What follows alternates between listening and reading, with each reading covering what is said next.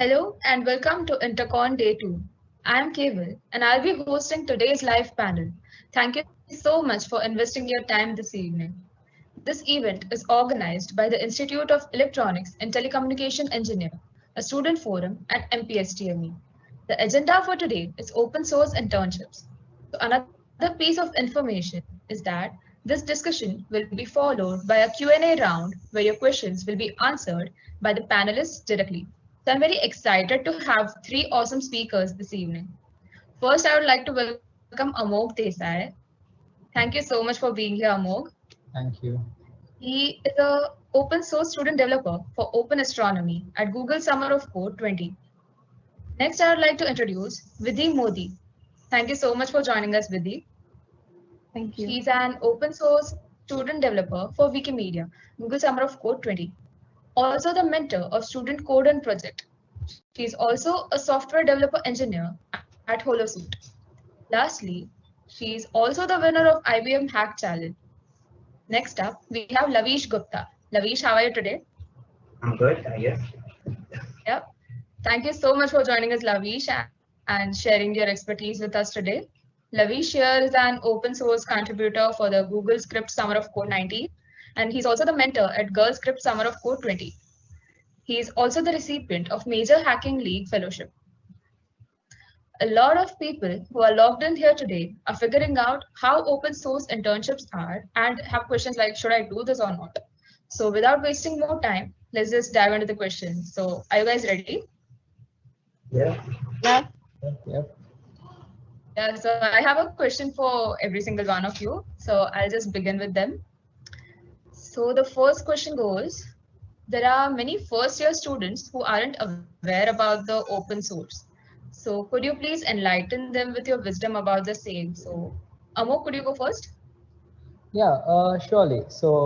I would just like to start this off with a story about how open source technologies came into being.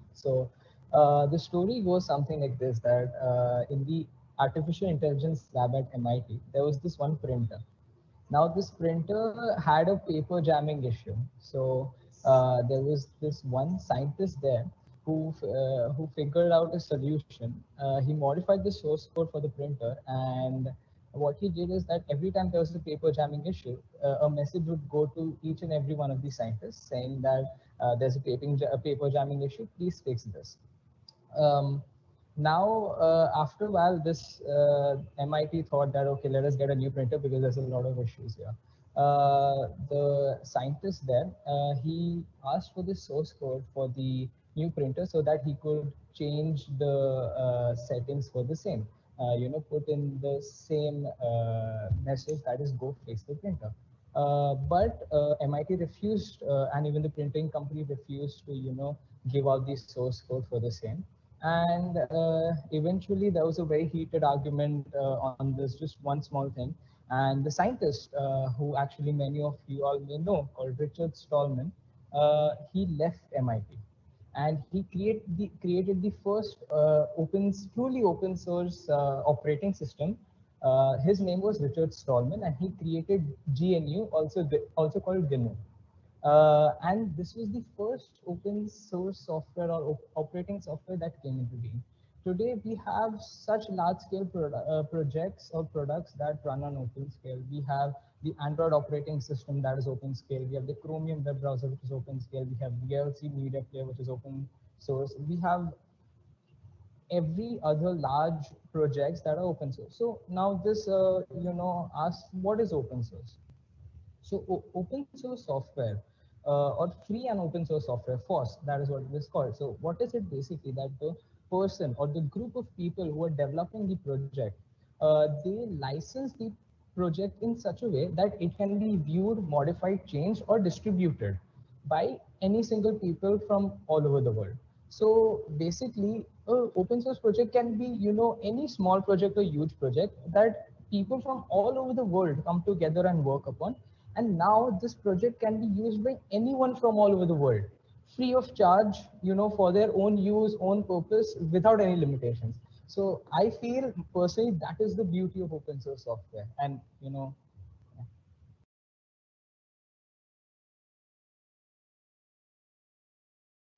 heard about it, but like right now I'm just okay, way too much enlightened about it.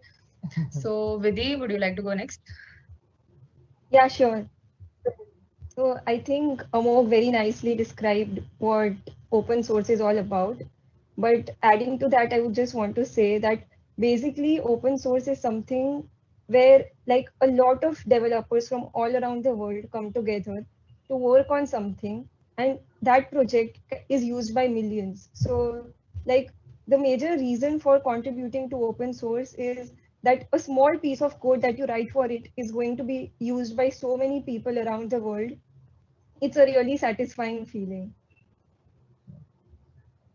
Okay.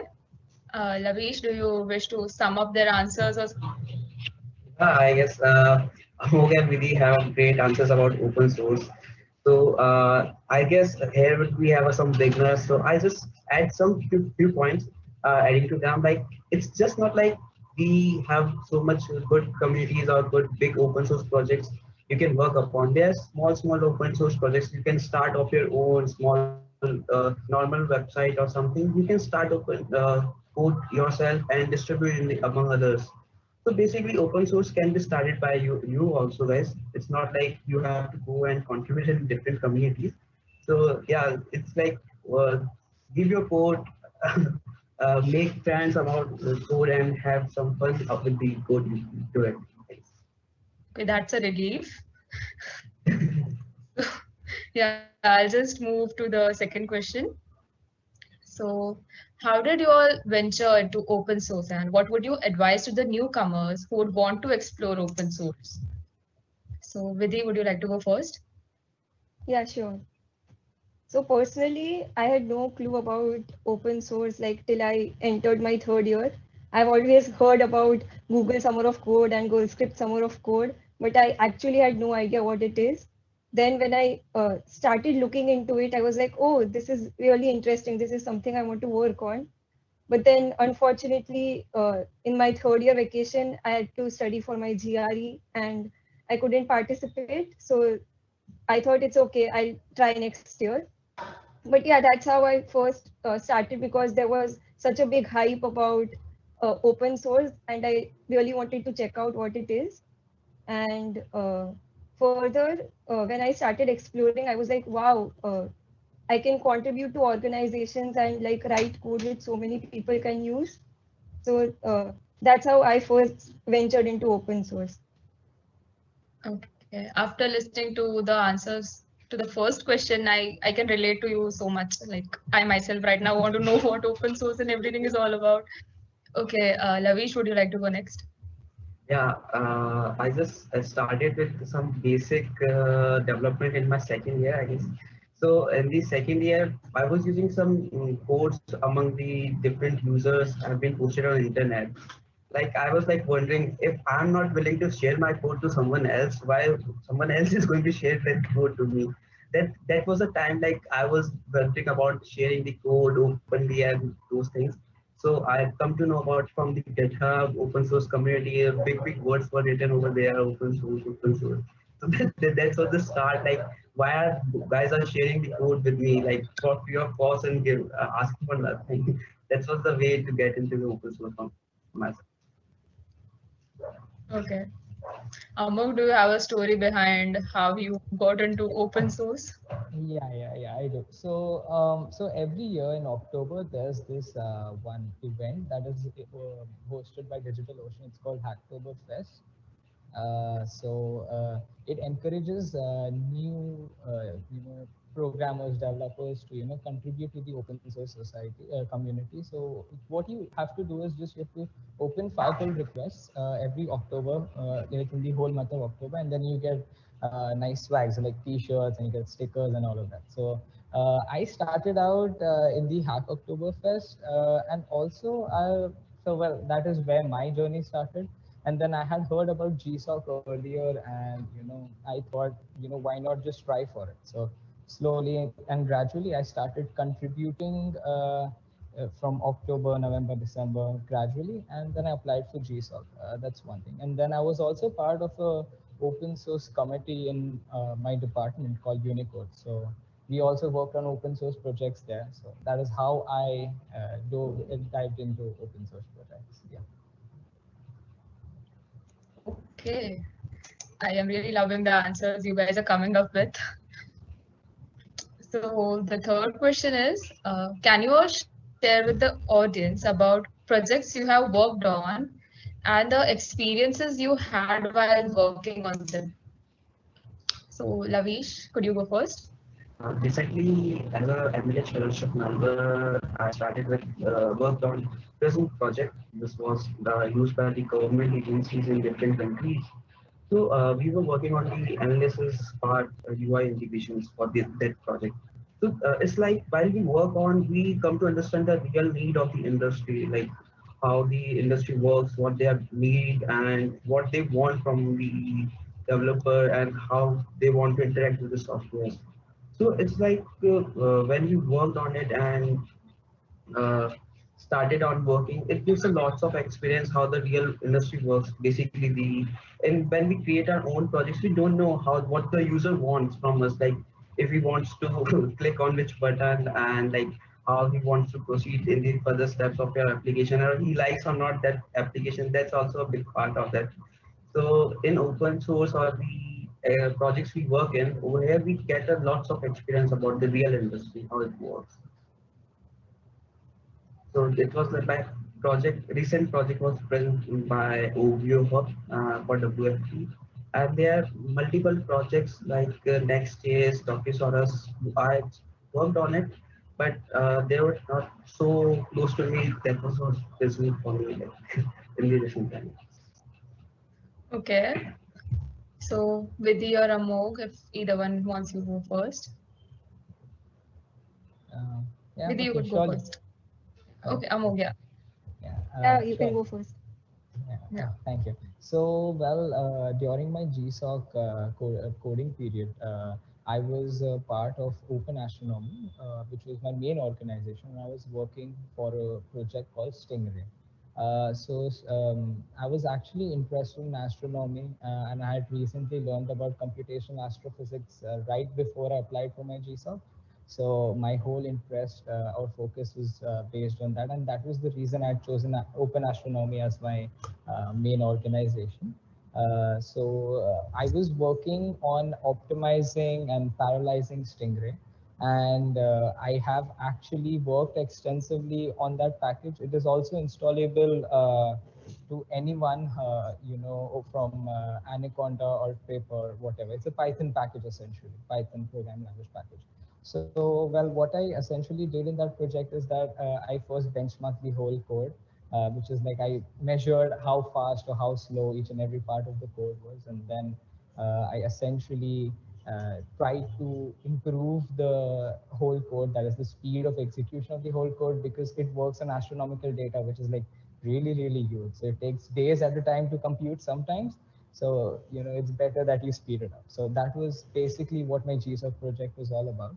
And then recently, I had attended a hackathon, which was a TESS science sprint. TESS is a telescope in space that is like, yeah. So it is there to find extra, is I used to find planets that may be habitable. So that's what the satellite is used for.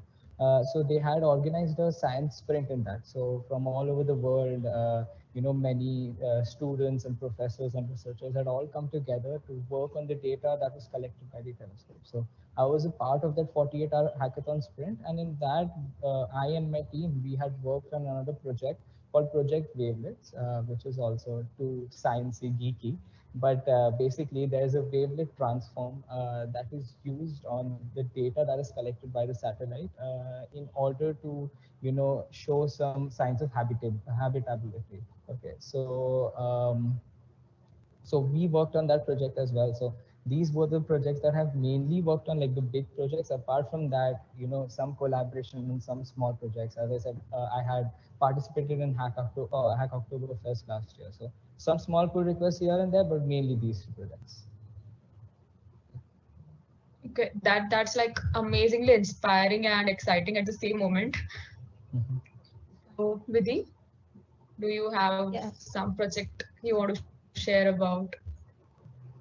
Yeah, so my Google Summer of Code organization was Wikimedia Foundation, and you all know Wikipedia, right? So uh, Wikipedia is like developed by the Wikimedia Foundation, and I remember when I was small and I used to use Wikipedia extensively for all the school projects that I worked on. And when I saw that Wikimedia is like one of the organizations for Google Summer of Code, I decided that that is the organization I wanted to apply to.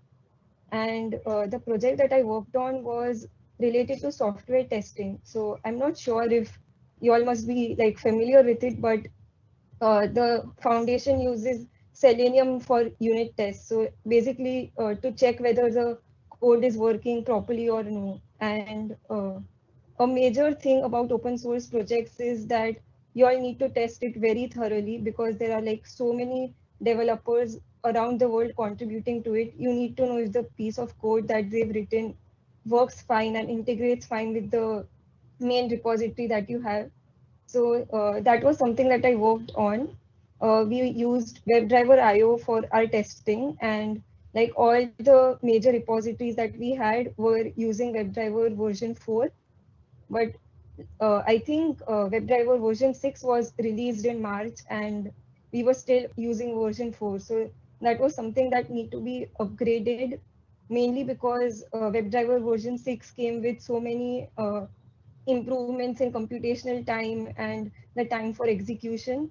So that would be a major benefit in reducing the time we required to run the test. So that was one project. And right now, if you all know, Outreachy December 2020 round is coming up, and our organization has a project over there. So I just wanted to say that it would be good to see people contributing to it.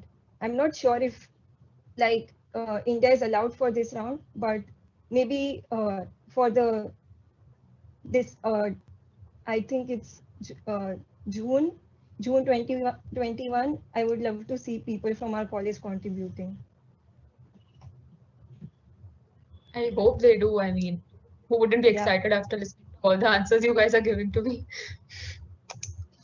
Okay, so the next question is that what are some of the advantages of open source internship over a normal technical internship? Like, how is open source better than the other internships that are provided to us? So, Amol, would you like to go first here? Yeah, surely, why not? From my perspective, essentially, so open source projects give a wider, scope, or it allows you to interact with a lot of people from around the world. It allows you to learn a lot of new things. So you are not restricted while contributing to an open source project, or even for GSOC for that matter. So my GSOC project was about optimizing the package that I was working on, but I eventually created a whole different sub module to do different tasks, or something known as continuous integration, and all of that. So you're not restricted as to you have to just work on what you're assigned. You can actually work on anything that you want. That is one. You are also you get a chance to talk and interact with so many people from around the world, solve their doubts or collaborate with them. And well, you also probably your work product, essentially you get that satisfaction, as Vidhi rightly said, that you get that satisfaction that whatever you're working on is going to be used by so many people, and so many people are going to benefit actually from what you are working on. And that, at the end of the day, or at the end of my GSOC coding period, that is what gave me the most satisfaction, rather than the stipend as well. Because I knew that, what am I working on? If I'm reducing the time from days to hours, it's actually going to help further the research, like whatever, astronomers are researching on. So Yeah. that's according to me. Okay. Yes. Okay. Yes. Vidhi, would you like to add? So I don't think you can compare a technical internship and an open source internship because most people contribute to open source just for their passion that this is something that I use myself and I would like to contribute to it. And the best thing about even if you don't get an internship, but contributing to open sources, like when you join a community, they all are so welcoming.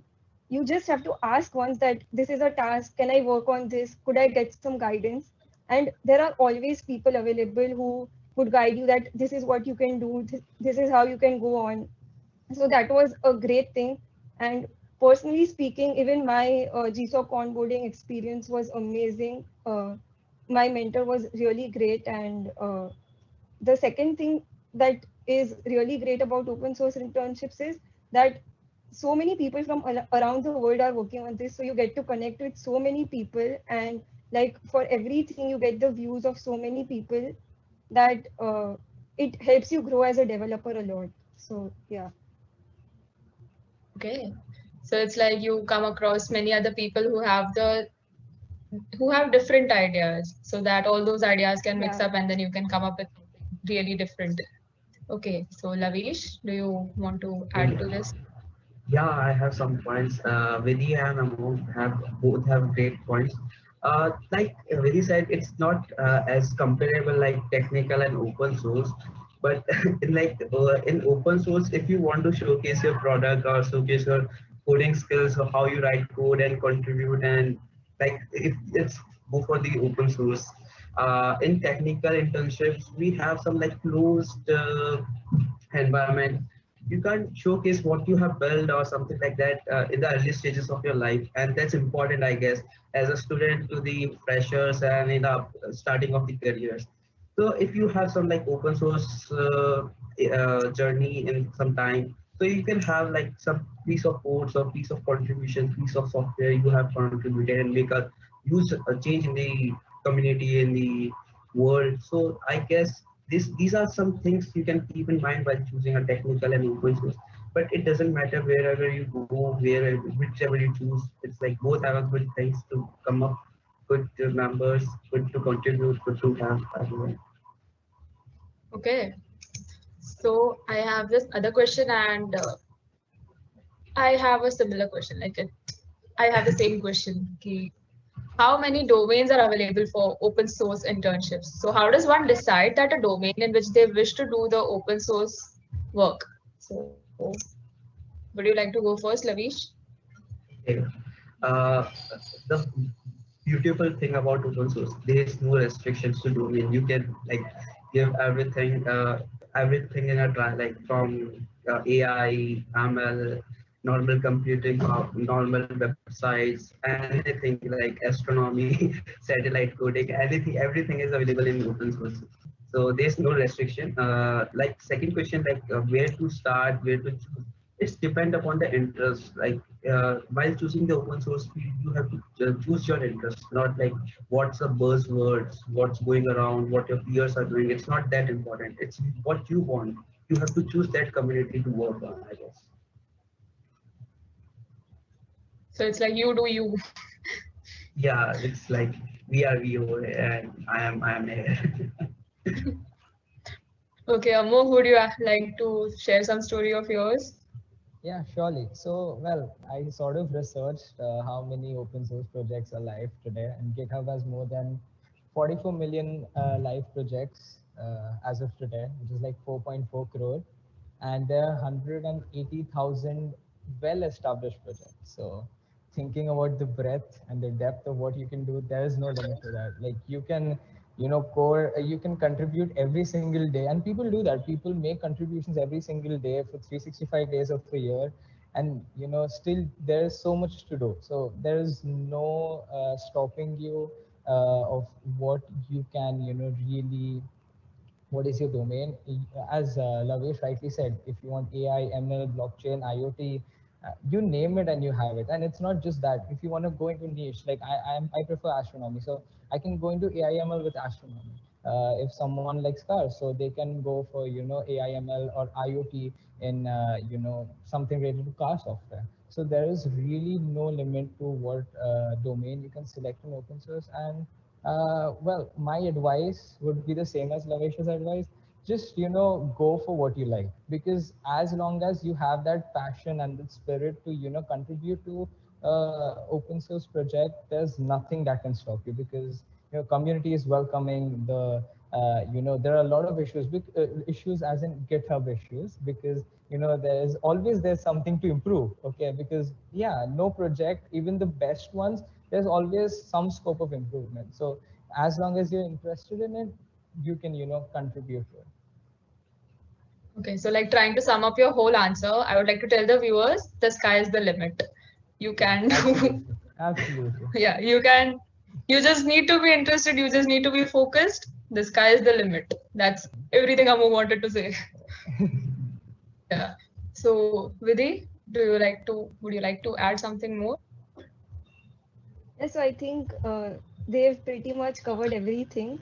There's just one little thing which I would like to add, which is so suppose you don't even have a specific domain that you would want to work on, but if there is any skill that you've developed, be it Java, HTML, CSS, or even if you don't know coding at all, there are like documentation tasks where you can contribute to organizations. And even if you look at the GSOC or maybe any other open source internships that are happening, you can search by skills the organizations that you want to work on. So there's nothing like you need to know something very high level or you need to be very, very high skilled to do something.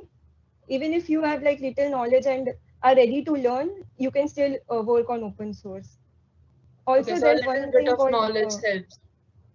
yeah, So and like a there's one little thing called, bit of knowledge, yeah. Okay, yeah, and yeah, just one thing called a good first sorry. issue, which is like a tag on all the issues that are there on GitHub. So if you're just very new to open source, you can start looking through those and try to contribute to them because they are like for first time open source contributors. Okay. So it's like a site or something I really couldn't understand. Could you like So brief it a bit? if the organization is on GitHub, GitHub has a section called issues, and you can add various labels to the issues. And for newcomers, the label is good first issue, which they can look for to like start their initial contributions. So it's like anyone with even a little bit of knowledge can contribute to Yeah. it. Okay. Okay, so the next question is, what are some of the platforms on which an individual can learn and perform open source work? So it was somewhat answered by Vidhi in the previous question, so I guess we'll go with Lavish.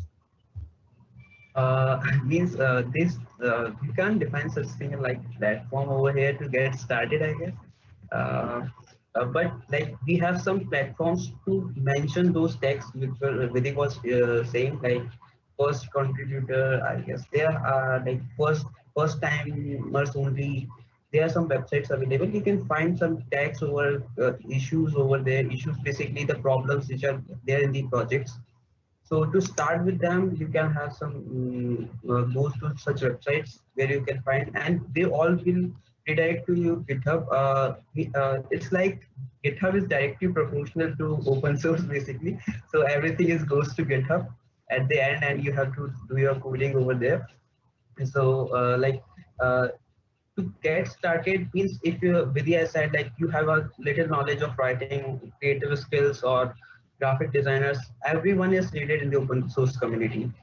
Graphic designer, content writers, there may be a small technical writers, and everyone is needed over there. So if you have a little bit of experience and info about anything, you can go to this websites. There are more websites. I'm just able to remember the first timers only because I just got some issues from there. And you can go and check it out everywhere to get started. I guess. Okay. So Amok, do you want to add something or should I move on to the next question? Yeah, well, there's nothing much to add, but well, as Lavesh said, there's no platform. Whatever skill you have, just get going with that and just right away start contributing. That's all I have to say. Okay. Okay, so the next question is specifically for Vidhi and Amok. So can you guys like drive us through the entire process of application and selection for Google Summer of Code? So what was your strategy to crack this internship? Vidhi, you could go first.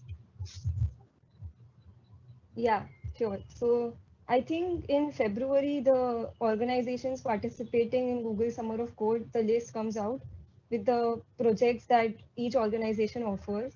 So I think the first step would be to see the skills that you have and decide the organization and project that you want to work on.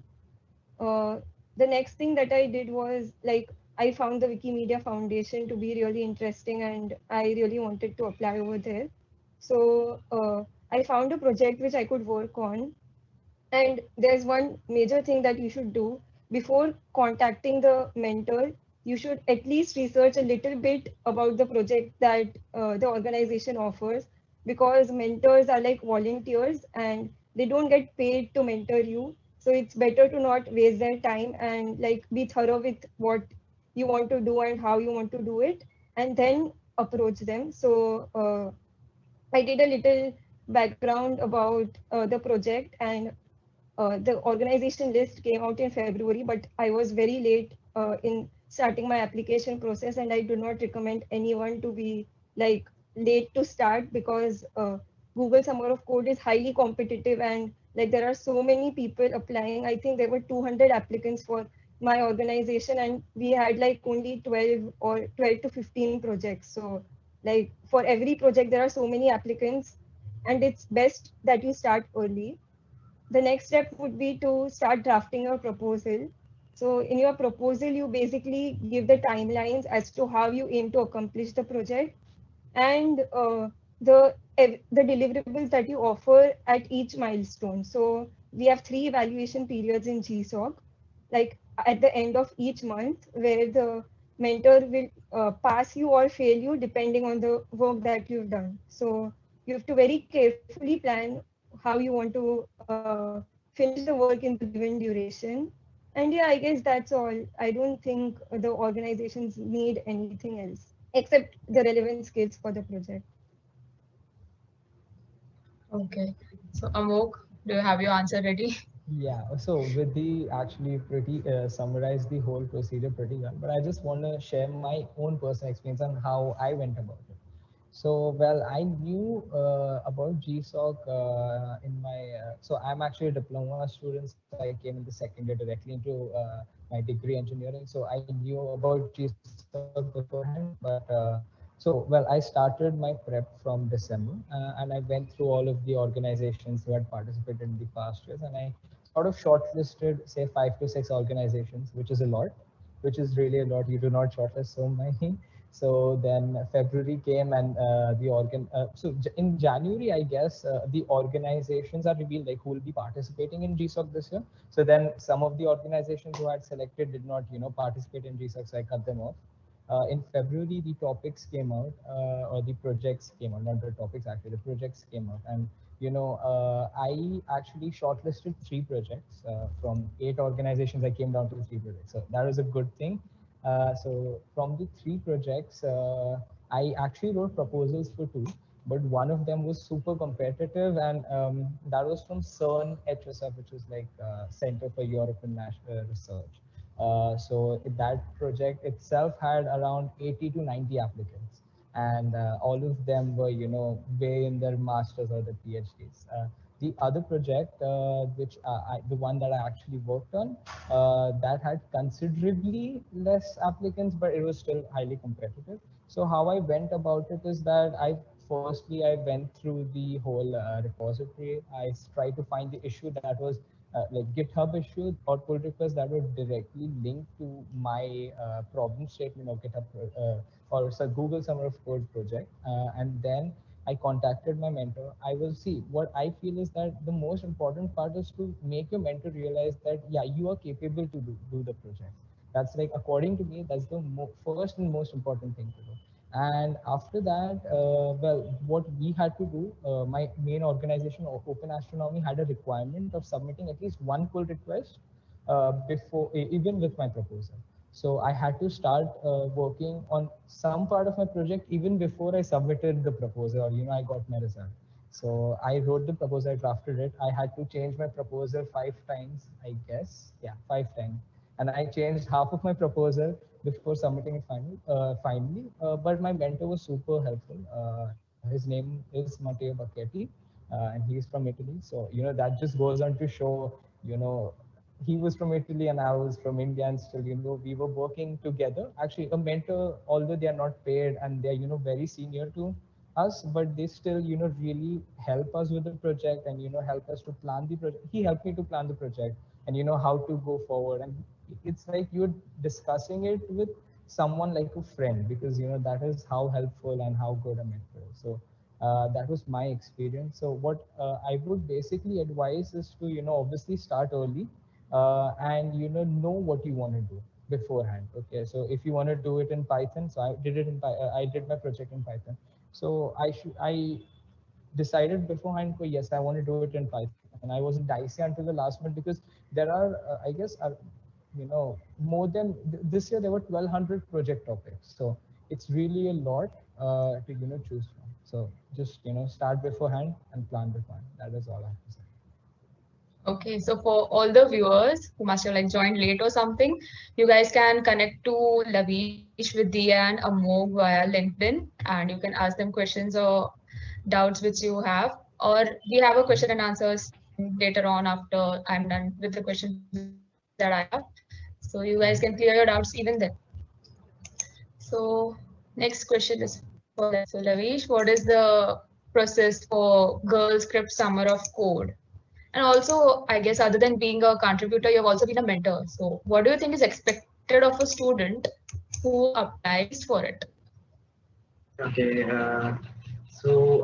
like I will start with like how get started in the summer Sanskrit summer code. Like this was the time means I have a chapter leader from my college for this Google sorry, Sanskrit summer of code, and means I have asked, like he was saying, like we are starting with some open source contributions like GSOC and all those things, and GSS Sanskrit summer code started back in 2018, the first batch, and then 19 was the second, and this continues the legacy. So I just there is a simple application over there. You have to go register over there, and you have to choose a project and to contribute on.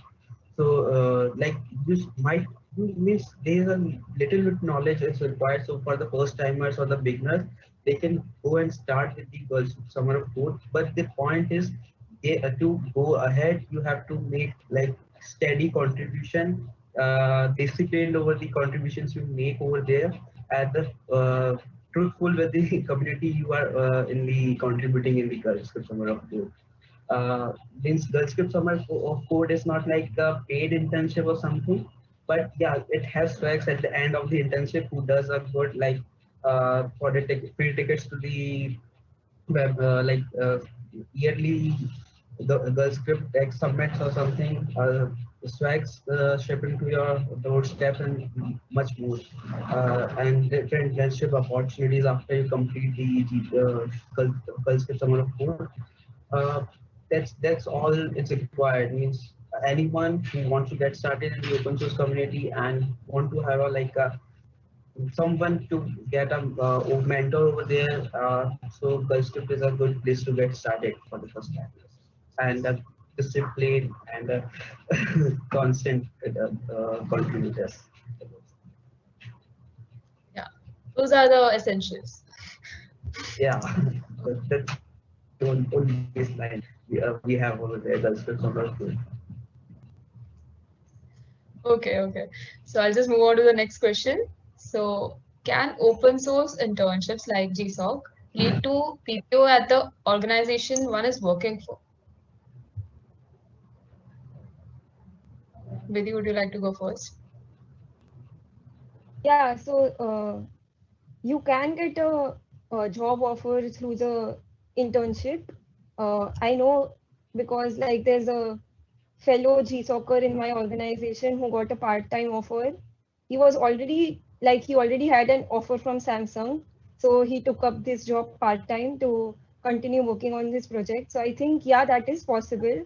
However, I think the probability of getting a PPO in an open source organization would be quite less than getting a PPO through a technical internship, because since most of the open source organizations are non-profit, so they have like very limited employees, I guess, who actually work full time, and then the rest are passionate open source contributors who would like to contribute to the code. But yeah, getting a PPO is possible. Okay. So Amog or Lavish, any one of you would you like to add to this? Okay, I guess I haven't heard of what Vidhi has said. Maybe it depends from organization to organization. Maybe the Wikimedia Foundation, because it's a larger organization, does hire people, gives PPOs rather. But I haven't heard anyone from Open Astronomy getting them. Also, there's this less known secret that at the end of your GSOC coding period, if you pass your final evaluations, which is like the toughest, where they actually review your code, they ask you for your personal details. They ask everyone for their personal details, and they give some few selected guys, and I don't know how credible this is, but I've heard this, rumor very well, that they ask some guys to, they give them direct opportunities to work or intern at Google. So they take everyone's info and they tell us that you can write that you have worked with Google Summer of Code during one summer. You have to put that on your resume, and it makes a difference. But they definitely do give some guys, a direct entry into Google for an internship. So that's what I've heard. Okay, Yeah, Lavish. yeah, I have a point like open source programs like Summer of Code, they are like Cryo, Summer of Code. I guess there are many programs, lot of Summer of Code programs. But the point is, after doing these programs, means there's a much more possibility of getting a PPO, not from that company, from means not like like internships or jobs might be at the end of such programs if that program is credible and like you have done a good contribution in such programs. So it's not about you are focusing on the PPO, means you can let some internships or jobs at the end of such programs, I guess. Okay. So like the next question is really important, I guess. So it's which one has a greater learning curve, an on-site internship or an open source internship? Any one of you can go first this time. Okay, I go first. The learning curves, it's means dilemma question where you learn more. It depends upon the project you work upon. It's not and how you and what you learn on yourself. It depends upon you. Means if you are not working on a good project or something like that in on site, might be possible. You are making a small sample projects over there. It's possible when you are just a beginner and you don't know how to make a big changes in the program, it might be possible. So it's like what you learn at your self skills while working, means you get hints from those projects what in which path you can move forward to learn deeper about the technology. Might be you learning about Java, you know about small classes, objects, but they are more in Java, like factory patterns or the threading options. So you can go ahead and learn those things over there. So it doesn't depend where you work, what you work upon. I give my answers generally because it's depend upon you, how you learn the technology, how you move forward. Because you landed that on-site internship because you continued learning in the first period of your career. You landed that open source opportunity because you were learning something while no one is seeing you at that time. So it depends upon your learning, I guess. Yeah, that's I would say. Yeah, Lavish is completely focusing on you do you Uh, all over again. no, means there's a role of a mentor, great role of a mentor, I no doubt, but it's dependent upon your peers also. But like it's a 80-20 ratio. Uh, Yeah. 80% you have to start working because if you don't have that enthu, so no one can help and drag you in this like Yeah. opportunity or you can work on it. It's upon you. Like yeah, that's the Okay, okay. Yeah, so Vivi, would you like to answer? So, learning wise, I think both technical internships and open source internships offer the same amount of technical skills, because even if you get selected for an on-site or for an open source internship, you will be selected because you have skills. So and plus both give you the opportunity to get like real industry experience and everything. But one good thing which I find about open source internships is that if you are working on an on-site internship, it's like maybe you're reporting to someone or something like that. But for open source, if you have mentors, it's more like you're working with them, not for, like for them. My mentor, Zelko, he was so great. He would pair with us if we had doubts, and we could ping him anytime we needed anything, and he was always so responsive. So there was no attitude like you can figure this out on your own. But wherever we are stuck, you get help. And a second good thing is you learn very great communication skills through open source internships, because you're communicating with people all around the world. So you learn to write like good bug reports, and if you see a bug which you want to contribute to, you can like you need to learn how to contact the team. So yeah, the communication skill part is also something that's really great. But technical skills wise, I think both gives you the equal learning curve. Okay. Amok? Yeah, so obviously Lavish and Vidya both gave amazing answers. But for the learning curve per se, I would say the opens, it actually depends on your project. Definitely it depends on your project. Even in, as I said earlier, so in my GSA project, well, every day I learn something new. So I wake up every day, I turn on my laptop, and I don't know, I know what to do, but I don't know how to do it. So half of the time I'm just browsing through the internet and I'm like, okay, so this is how it is done. And there are so many little things that Python as a language, and I'm specifically talking about Python because my project was in Python. But Python has so many small packages that can really make your life easy. And I just feel that you learn new things every day in open source internships. And well, definitely the learning curve, it depends on, as Lavi said, so if you're doing some side projects or some basic projects on an on-site internship, then obviously the learning curve may not be that much, but an open source project, in my opinion, gives you the freedom to learn as much as you can and as much as you want to. So yeah, that's my opinion. Okay, so the next question is specifically for Lavish. So you have received the prestigious MLH fellowship. So can you like elaborate about it and share your experience with our viewers? Fellowship MLH was introduced right now in the COVID-19 situation. Like MLS team had seen to the stats, the people lost jobs, internships due to the COVID pandemic. So they started roll out this internship offers for the open source community, and with the partnership with Facebook, GitHub, to the numbers. It was in the starting. It was just 3 weeks to get applied and selected for the first time. So it was a competitive because we have 20,000 plus applications at that time in those 3 weeks because of MLS community, and we were the top 140 students were selected in the that time of internships.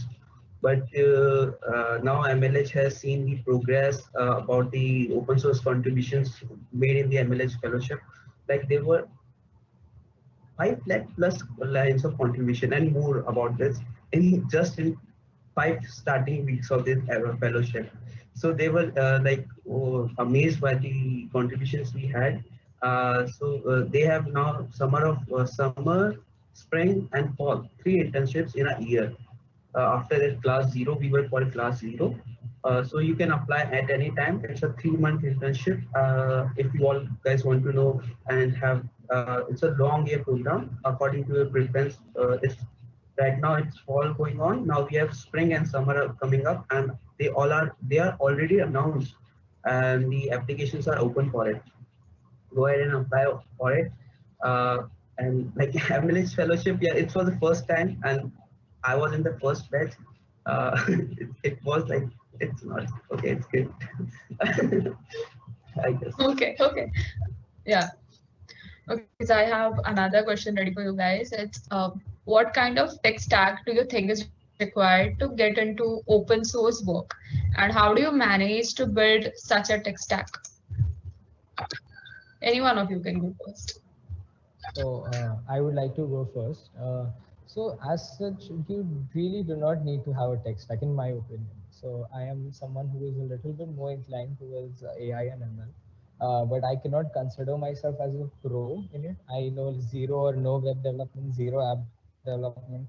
I just know Python, Java, and the basic languages, and some AI/ML. So really, you do not need a tech stack of sorts. And as Vidya and Navish both said, that you can be a content writer, you can be, graphic designer, UI UX designer, front end web designer for that matter. It really doesn't matter. As long as you know something that is applicable even in a small part for an overall project, it really works. So and if you want to really learn a tech stack, well, just research about it. If you're interested in web dev, just go forward with it. You have JavaScript, you have Node, you have React, you have many technologies out there, and there are many courses for that too. You can start building up projects, and it's just the normal question of how do I learn something, not how do I learn something for open source. Hmm. Okay. Yeah. Very insightful. Viri, would you like to add to this? Yeah, I completely agree with what Amok said. I mentioned it earlier also that you don't need to have like a large skill set to contribute to open source. Even if you know one programming language, I'm sure you'll find a project which specifically uses that language and you can contribute to it. And to make things easier, I'm not sure about other places, but Google Summer of Code gives you a filter where you can search projects by skills. So you just enter a few skills and you will get all the projects that you can contribute to. So you don't need any fixed tech stack, just anything that Yeah. you're passionate about. I'm sure there would be a project for that. Okay. So, Lavish? I guess I have covered it like anything. If you are like, if you want to get started, really is like no foundation in any source. But I would say like if you have some of you guys like want to get in the tech field, in the tech field. So if you know the C++ also, that's not a big issue. You can go and check it out. There are language-based filters given by the GitHub. You just check it out the C++ projects and try to understand those projects and contribute with that language. If you have done any HTML, graphic designer, marketing team is also already there. So everything is there. So you can go and try. It's already covered in the previous answers, I guess. So there's no like getting started. So, what qualities do you think one learns from open source internships? Vidhi? Okay. So I think the most important quality that I learned was what it meant to be working as a team with organization, because it's not necessary that the mentor assigned to you would review your code. Since it's open source, it's available for anyone to see, and you get feedback from so many people working in the organization, and you can reach out to other people in the organization as well, not just limited to your mentor, and everyone is happy to help. And I think I mentioned earlier also the second most important thing was uh, great communication skills, which I think are very important for a developer.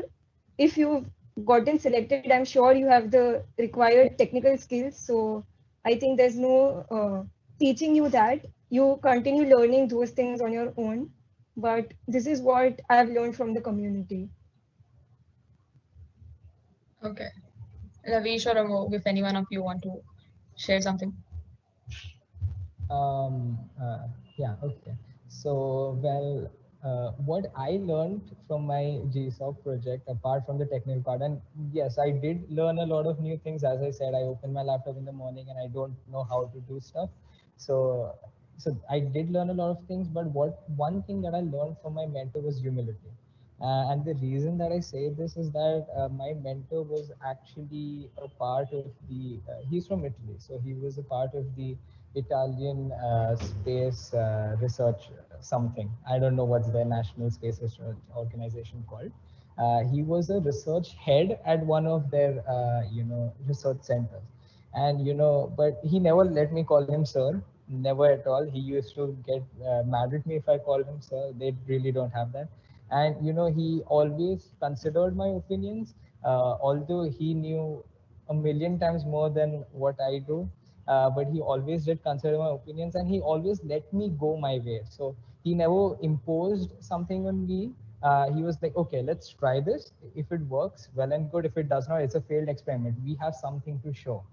So, well, that's what I really learned. And apart from that, yes, definitely communication skills, how to, really work with a mentor and, bridge the gap. Time zones do matter. Well, I am more of a late owl, but that doesn't really work with the mentor. So, adjusting all of that was a problem initially, but, we Yeah. figured it. Yeah, that was a really amazing story, Amok, or should I say Amok sir? Yeah, no, no. No, not at all, not at all. Okay, okay. Yeah, so I have the next question. So, Lavish, what do you think stood out in your resume? So, like, can you elaborate on what kind of resume is an ideal one for cracking an open source internship? Open source internships, most of them means it's a 50-50 chance that you will be asked for your resume in open source internships. Means in some you don't have, you have to show the contributions you made, and in some you are selected on the basis of resume because it's a piece of paper to someone to start digging about you, how you did some. So I won't say about my resume because everyone's resume is not perfect, I guess. So I'll just few points which should be there, and someone is mentioning about the in resume, like mention only the skill sets you have. Don't boost the skills if you don't have. Like I say, I know the Python basic of the Python, but I don't know the advanced means one step ahead in the Python. I'm not going to mention it. If I know only C, C++, I'm going to mention that single language. So the person who is interviewing you, he doesn't want to know how diverse you are. So he just want to know like in which thing you are feel comfortable working upon. Because at the end you have to be diverse.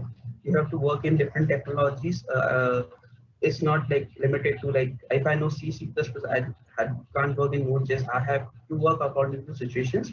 So first of all, mention the skill sets you have, mention the good contributions you had done, might be now internship or a technical internship or like a company internship or a open source contribution which have a great impact. Let the people know about the impact you have on others, like what you have done for the community. It plays an important role in open source because they want to know how good you are to communicate with others, how you can express yourself, and there's no shame to mention the projects you have done might not be raised to a proper stage, but if there's a project you're working on and it's a 50% done part, but you can show over there so they can check how you work and what you think about it, like what's your process of the approach for the projects or the process. So there's no like these are the things you should have on the resume.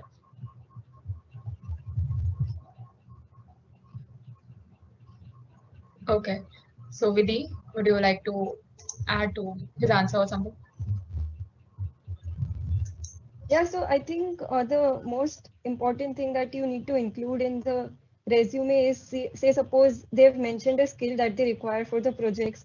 You could include certain projects that you've worked on which require you to have that skill. So suppose they require you to know Node.js or JavaScript. Then if you worked on projects on Node.js and JavaScript, you should mention that. But I think moreover, more than resume, they give more importance to if you can correctly understand their code base, or are you able to set up their local development environment locally. So I think few organizations even have like micro tasks for that, wherein they just give you small tasks which you should have to perform, and based on those they know whether you have the relevant skill sets or no. And so more than resume, I think the proposal that you submit is really very important, because uh, they'll judge their skills based on your prior contributions or the task that they give you. But the other major judging part, the something which you submit, will majorly be the proposal. And I think you should spend more time on the timelines and how you want to do what the project demands. I think that's something that you should keep in mind. Okay. So, Amol, what else do you think stood out in Well, your own resume? for my resume, firstly, what I would like to stress upon is there's a difference between a CV and a resume. A resume should be one page. That is mandatory, no matter how many projects you have, no matter how much experience you have. A resume is supposed to be one page. A CV can be 2 pages, not more. Okay, so every organization, at least with GSOC, from the ones that I applied to, have a different requirement. So you need to. I actually created a CV on the spot because I needed to submit it. So well, it depends on what they are asking you for. Firstly, most importantly. Secondly, everything should be. These are just basic tips for your resume or your CV. It's not just for open source internships or anything. Everything should be in reverse chronological order. It and list down your most important 2 or 3 projects or most important 2 or 3 experiences. You don't need to list down everything that you have done since grade one. Okay, that is not at all important. They are not Okay. interested in it. And well, as Vidhi rightly said, that they really mostly they don't really care about your resume or your CV. It's just a piece of paper that's used for validation. But they do consider what you know and what your skill sets are. So, in my opinion, even if my project is in Python, and even if I know 40 to 50% of what is to be done in the project, that is fine. More importance is given to your skills and your proposals, and what you actually aim to do. Like I said, that when you communicate with your mentor before you submit a proposal, that is very important, because that shows your interest, and shows your willingness to contribute to that project. Yeah. So, Amol, according to what you answered, should we not include the tiniest things that we have learned on the way, or should we just focus on the bigger projects and everything? So we shouldn't mention the So tiny things well, that we have. to just give you an example, I may have 10 projects that I have done in the past year, for an example. Okay. Now, I do not have space on my one-page resume to put in 10 projects, otherwise my whole page will be filled with projects that I've done. So what you could do is that, probably you could include the top 2 or top 3 projects, and then you could include a GitHub link at the bottom for the rest of the projects. That is what I would do. Okay. Okay. So I'll move on to the next question. So, given the pandemic situation, there is a lot of uncertainty in the job market. So, how do you think this would affect the open source internship opportunities? Yes, Lavish could answer this one. Okay, yeah. I guess open. Keeping in mind you got the MLH fellowship, Yeah, fellowship in yeah, the, yeah. yeah, yeah. This pandemic situations might have made someone lose their internship, but they have created a lot of opportunity. Uh, Means as we can't go on site to an office or something like that, we have to work from our home. So it has opened to the world. Means now we are not limited to the state or the city we are living and want to move. Open to the world. So we have a lots of opportunities. So in the aspects of open source, there's no foundation now. It's like we have opened our mind and we have moved to the point we have where we have to see to the world. Once when we were starting like open source, we used to see what's going around in a city or where we want to move on. Like we are from India, so we have like Bangalore or Hyderabad, Silicon Valleys of India. So we want to move there and see what's available over there. So now we have an opportunity to see the world. So it's like there's more opportunities by this pandemic, I guess, for the tech world instead of going down. Okay, okay. So, Vidhi or Amol, would you like to add to what Lavish answered? Yeah, definitely. So, what I feel, what Lavish said is absolutely correct. That there is no boundary now for you to really contribute to. But that is also true for online or virtual internships. So many MNCs are also offering online internships. So well, I have a lot of people who I'm connected to from LinkedIn, and many of them have worked with Google, Facebook, Microsoft. All of them are online internships. But yes, definitely, open source internships have uh, have seen larger participation this year. For that matter, like Google Summer of Code had more than 51,000 students who had applied to just this year. So that's a new record for them as well. And Lavish, as Lavish also said, that MLH, like GitHub started their MLH, event this year as well. Like it's like GSOC only, right? So students are working on projects for 3 months. So obviously there is a rise in open source internships, but there's a rise in online internships in general, and not just open source online internships. That is what I That's would correct. like to say. Yeah, Okay, that's correct. Yes. that's correct, I guess. Yeah. Vidhi, would you like to add to it? Yeah, so I just feel that the pandemic has caused people to not work in the office anymore. But when you work with open source, I think you're pretty much doing that all the time, because all the open source internships that are there are mostly completely remote. So uh, I don't think the pandemic would at all affect the open source internships negatively. And following that, like Amog rightly said, mostly so many companies are coming up with online internships. So I think, yeah, people are going to get used to working remote. Okay. Okay, so then the question arises that what do you think is the future of open source? Where does this take you? Where does it go? So, Amog, would you like to go Yeah, first sure, or sure. Lavish? Yeah. I would rather say that the future is open source. Not what is the future of open source, but the Okay. future is open source. I would go to that extent, because the beauty of open source is that anyone from the world, like you, me, someone sitting in Australia, another person sitting in USA, anyone could contribute to the same project from various fields of experience. It is not There's no recruiting process. There is no boundary to what you can do, what you can achieve, what you can contribute to. And for that matter, there are so many open source projects that even lighter. For that matter, the Linux operating system is an open source project. VLC Media Player, Visual Studio Code, and the examples are just countless. And the ability to contribute to such projects will eventually lead more companies to probably go open source, and then take some of that open source base and use it for proprietary stuff. So what I feel is that the future is definitely open source. I guess I would add some points to Amol. Yeah, it's like I have few examples to support his answers. Like Next.js, it's an open source community, and the backing up this Vercel, who is like providing boosting for the Next.js projects. We have like open source community Gnostic company, which does the open source work and contribute in the open source projects, but pay the person who is working with them. So the future is open source because everyone is using and everyone feels like sharing the code.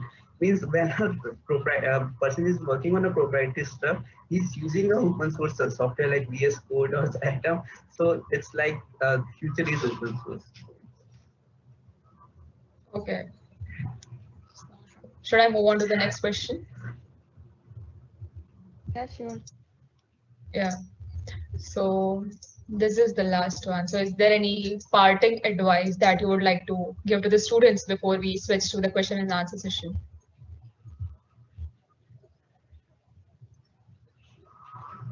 Any one of you can go first. Okay, I'll go first. I just want to say Yeah. that if you have not already, please learn Git, and I hope each one of you at least like gets one pull request merged by the end of this year. Uh, Focus on the skills that you have. I'm sure you'll find a project that you can contribute to using those skills. And yeah, that's all. Happy contributing. Okay. I Amok got sec. or Lavish? Okay, I guess second. Like starting with the Git because it's major the open source community. Apart from this, if you have like want to work for a motivation, October is getting started in next few days. We have Hacktober Fest is lined up. Go and contribute over there, make some pull requests and earn your swags over there. So there can be a start to Yeah. get started in the open source community and like learn and do by doing the project cycles. Okay. Yeah, Amok.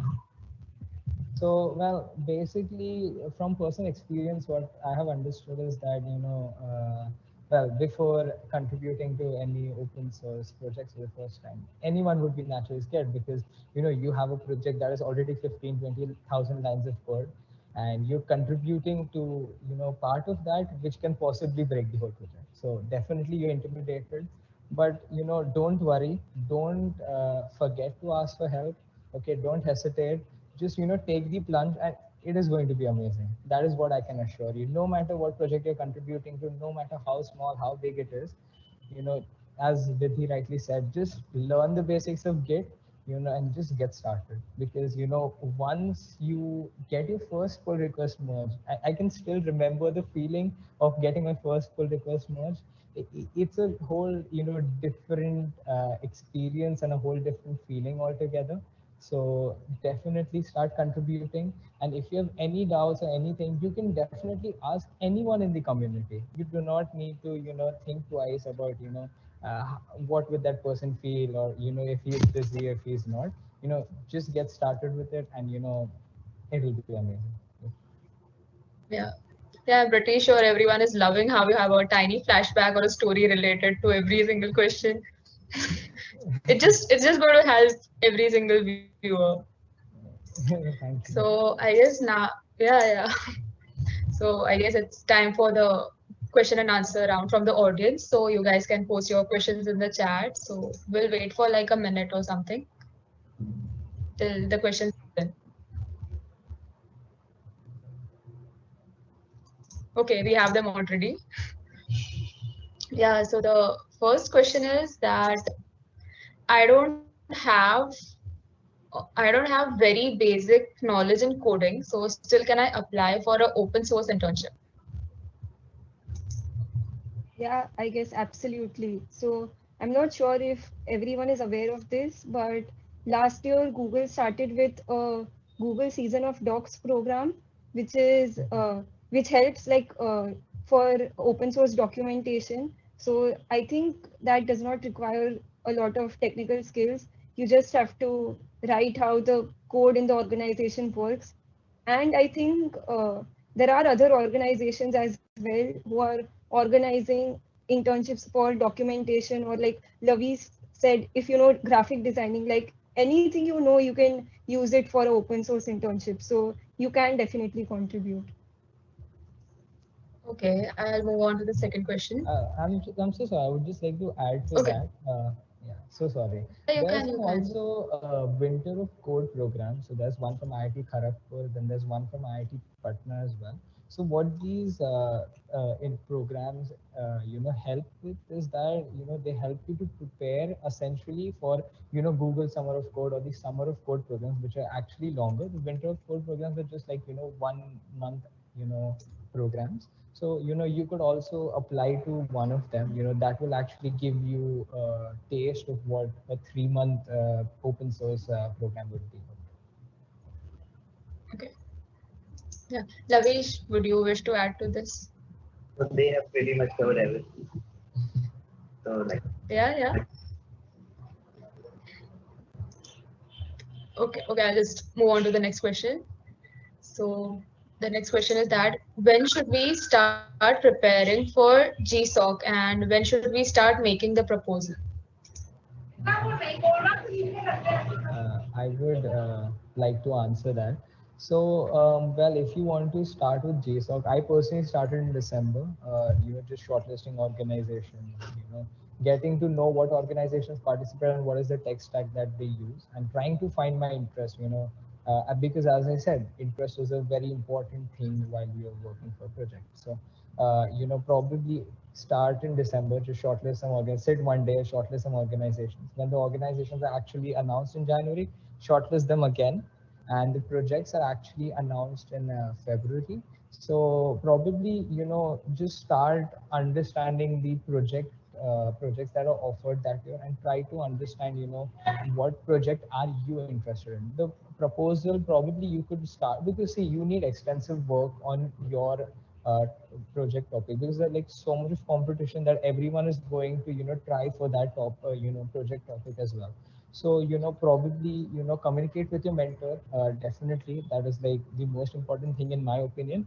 And try to start your proposal, like start your work for a proposal from the beginning of March, because the proposal submission date is towards the end of March. So give it a whole month, revise your proposal number of times, so that there's no room for error. That is what I did for my proposal. I left no margin for error, because I definitely wanted to get selected. So Okay. I Okay, just so I'll wanted to just add read out the. one thing to this. Yeah, Uh, sure. if you like, Amok said he started shortlisting organizations in December. So if you have those organizations shortlisted, one thing which you could do is join their communication channels. So I think every organization would have Slack, Discord, Zulip, or some communication channel which they majorly use. And you could just join those channels, introduce yourself, and say you want to apply for GSOC 21. And I'm sure there are people over there who will guide you with resources from early on which you could refer, which will just give you a base of the work that they are doing. And then when the projects actually come out, you can see what you want to do. Okay. So I'll read out the next question. So someone asked that do these organizations with a campus to hire or do we have? I'm sorry, I didn't get you. Could you repeat Yeah, the so question? yeah, I'll repeat it. So someone is asking, do these organizations come to the campus to hire us or do we have to reach them? There's no campus hiring for open source internships. You have to reach out to the organizations. Okay. Um, so someone has asked, I have just entered SE and I have only recently started with web development and AIML, but I wasn't able to make it to Unicode committee. So where can I start contributing? And is it possible for me to crack GSOC 2021? Okay, so if you're from DJ Sangvi, I am actually chairperson of another committee there which focus on AIML projects called Synapse. So we just had a recruiting there. So if you've applied for the uh, you know if you've applied for the committee, then I'll see you there. But apart from that, if not, so there is not an issue that you shouldn't really know a lot of things. What is important is that you should know what your interests are. You can definitely apply for JSOC 21. Personally speaking, Unicode or all of my prior experiences have contributed little, or they may have given me a little bit of a head start, but that does not play a huge role when I compare it to my proposal, or to what I prepared during the 1 month when I had to submit my proposal. Okay. So would you like to add more? Anyone? Okay, I'll just read out the next question. So I am in grade 11th. So are there any open source opportunities for me? I think you don't need a age to start contributing to open source. You can start anytime, but specific to open source internships, I think they do have a age limit where you need to be more than 18 years of age to apply. But I think for contributions, you can start anytime you want. I have Okay. something to add.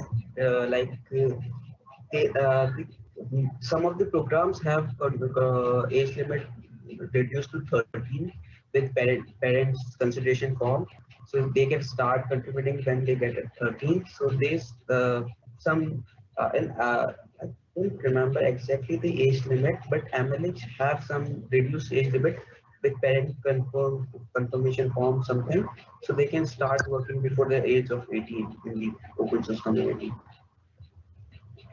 Okay. Okay, so the next question is, according to you guys, how many hours should a student designate per day to learn web development? I think with this, I have lots of experience with the development. Uh, it's not it's about consistency. It's not like you have to contribute 4 hours or 3 hours. It's like learn something new about the technology or new topic in development for the first phase of the 1 month or 2 months. Like there are many topics with, and plus with this you have to make a project because it's important. It's not like first you read the theory and then you have written exam. It's like when you learn make something, you have those questions. Abul has say like he searches for everything, and we all searches. Like we don't know anything in the starting. We gets a task, and like when we gets a task, we think about it, how to proceed, and reads about the blogs where to get started. There's so much blogs on that medium. So it's like if you're getting started, you can contribute an hour according to your wish, or two, and start with a project, not just using the theory, and implement that something in that project. It might be not a full-fledged system like an e-commerce or something. It might be a project where you have chunks of bits of this functionality, chunks of bits of that functionality that can also work in the starting of the web development. So I'll move on to the next. Next question is that can we contact the mentors before we are selected for GSOC? So do they help us in making our proposal? I would like to answer that. Yes, you can definitely contact your mentor, before you start with JSOC. As I said, I do 100% recommend that, but they won't really help you create your, proposal, because that would be against the rules, because they are the ones who probably verify your proposal. So if they help you create the proposal, that would be wrong. But they can, proofread it once for you, or, they can, tell you what could you probably add or subtract that could help your case. Okay. Okay, so we have another question asking what a proposal is. Okay. So you have the project listed on the GSOC site, and your proposal is basically how you aim to achieve the project. So like, how do you aim to accomplish the project that has been listed? So you can start with, I guess, information about yourself, like contact details. Most of the organizations need your name for the communication channels that you set. So like ULIP, IRC, or any other communication channel the organization uses. Next, you have to break your project into 3 milestones, which is basically the 3 evaluation periods. And you have to decide what you want to achieve in those 3 periods and how you'll achieve them. So I think that is the most important thing, because you have to stick by what you've written.